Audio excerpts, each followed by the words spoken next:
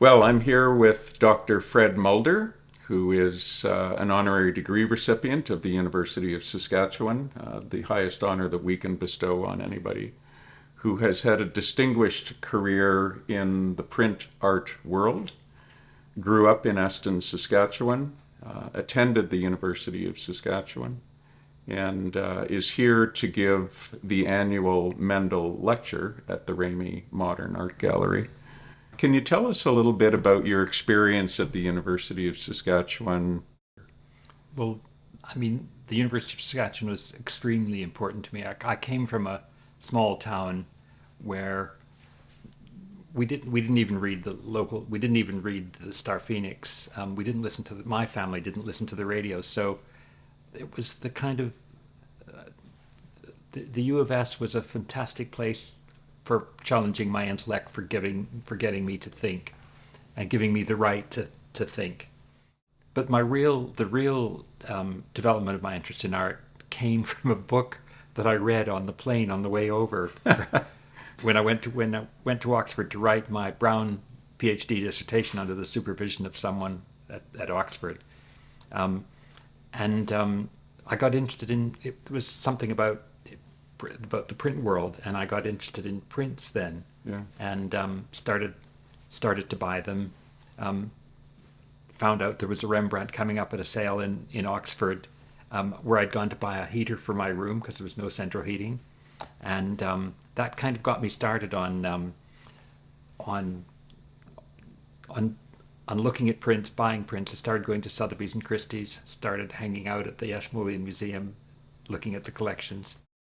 So, what began as a would-be academic journey going to Oxford ended up being a very artistic one.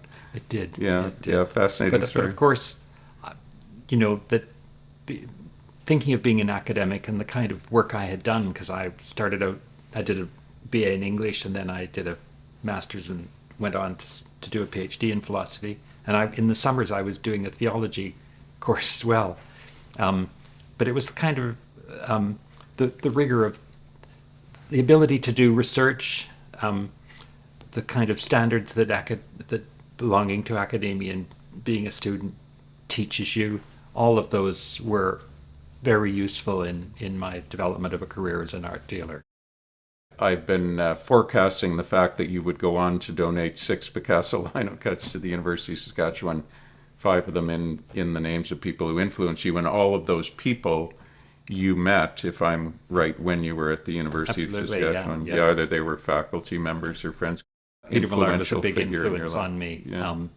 And Don Kerr, who was an English professor, was my English teacher in my first year of university. I did English, I guess it was 201, Yeah. with Don.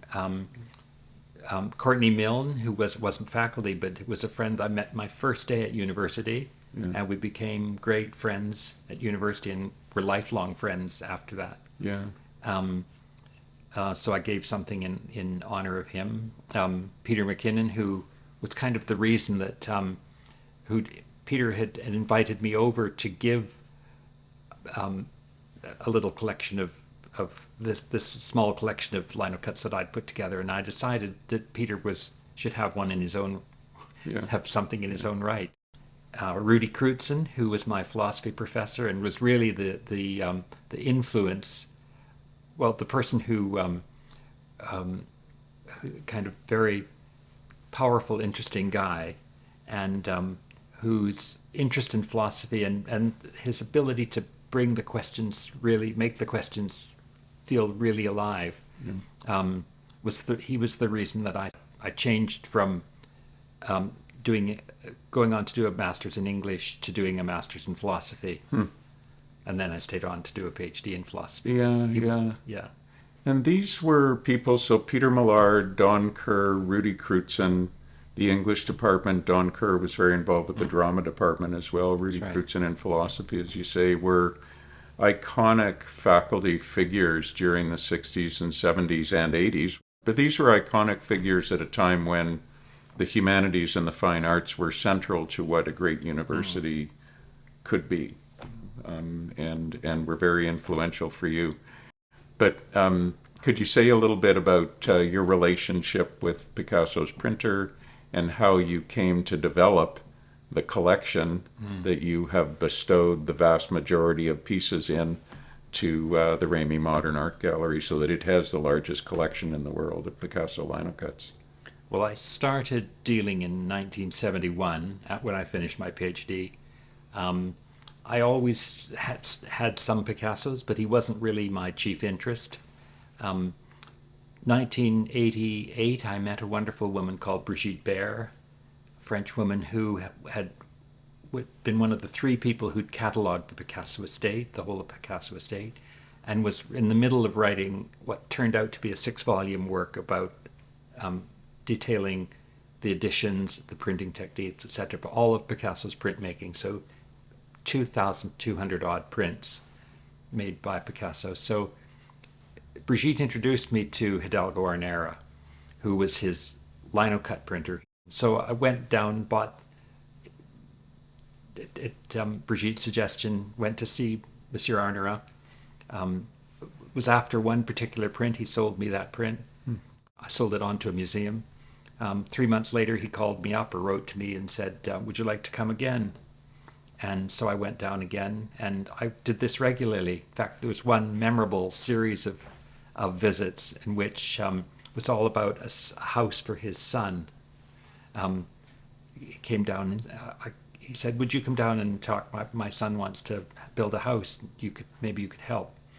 So I went down. So sold me a little cache of linocuts for this is for the architect. Next one, this is 3 months later. This is for the land. A couple of visits involving lots of prints. This is to build a house. And finally, he said, "This is the last one. This is for the pool." So I thought any good house in the south of France, needed a pool. So it was, amusing and interesting to see how,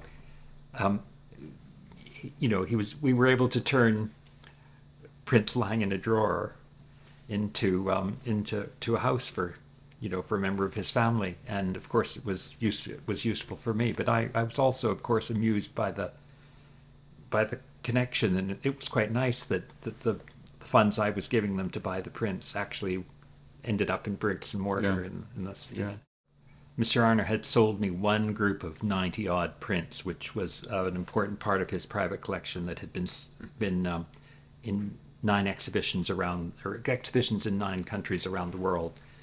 And I bought that. Thankfully, I'd kept it. And after he died, his family invited me down to see some things in the estate. We started to buy things.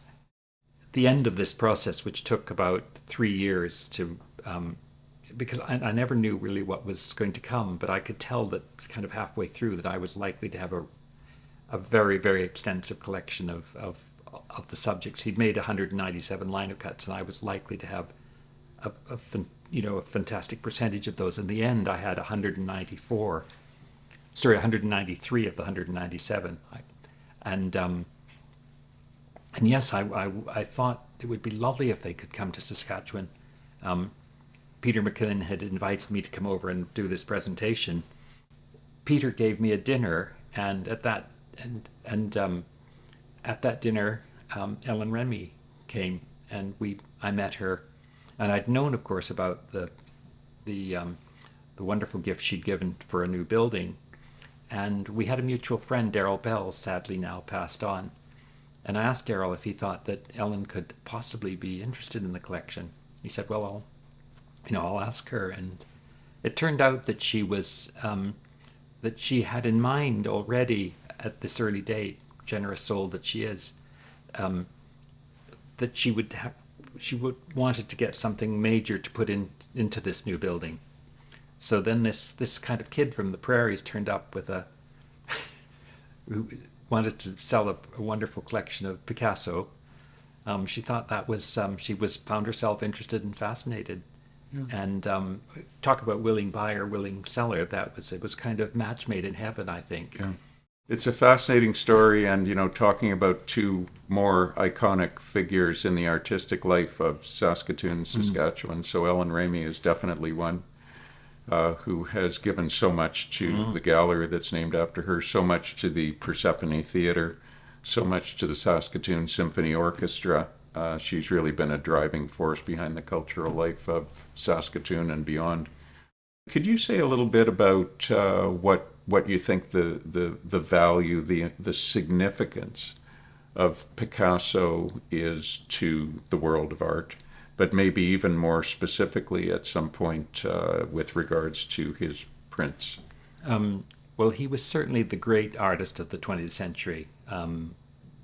We know that already, and I think he will continue to be. I mean, he's kind of monumental figure, and he was one of those. I mean, he made his first print in 1899, his first kind of major series of prints in 1905, and he died in 1973. And I think his last print was done in 1972. So he covered a lot of territory. And the interesting thing about his prints, he never.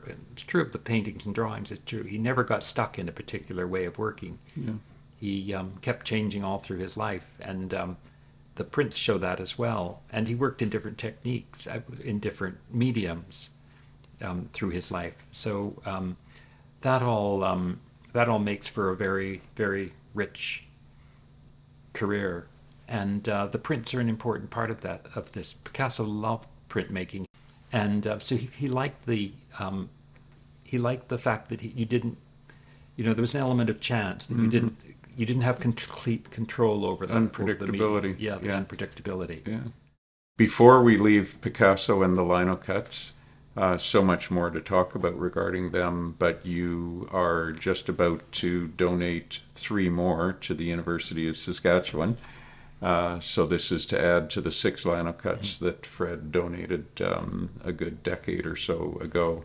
These are not all linocuts. They're 3 different techniques and 3 very different subjects. I didn't want to just give 3 more linocuts because that would just kind of duplicate what there already was in the city.